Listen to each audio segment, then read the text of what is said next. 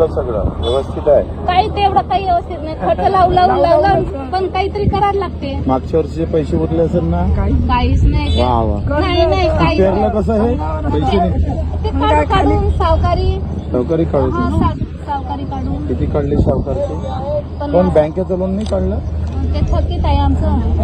अरे थकीत असल्यामुळे मग सावकार काय भावाने घेते? ते 10,000 रुपये घेतो, 2,500 ते सवय घेते. 50-40,000 रुपये काढतो.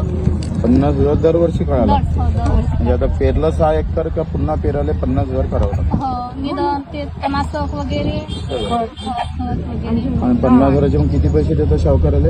12.5. किती महिन्यासाठी? 12 महिन्यासाठी. 12 महिने. 50,000 घेतले 12.5 वरते.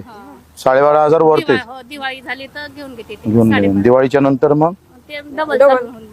असं का? 6 महिन्याच्या 17,000. हो 50,000 आले. हो 50. आणि लिहून काय घेते मग?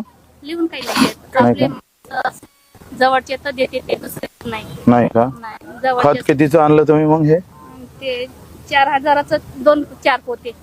4,000चे एक पोते 1,000. एका एकराला किती लागलं आता? 4 थैली आहे तर 3 पोते देतो. म्हणजे कमी देतो. लहान पराठी आहे तर. आणि मग नंतर पूर्ण किती लागते खत तरी? तरी 12-13 पोते लागते. मग 12,000 13,000चे पोतेच. वेगळी मोठी वेगळी निधन वेगळं. ते म्हणजे काय करू बापू, दुकान चालू आहे आमची. दुकान चालू आहे. म्हणजे पेरावं लागते म्हणून पेरताय. हा, दुकान सगळे चालू आहे. पेरता म्हणून आपण पेरतो. ठीक आहे. तुमच्या भेटासाठी तर आम्ही थांबलोय.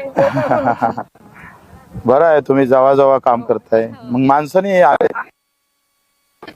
कुठं तुम्हाला पाहण्यासाठी?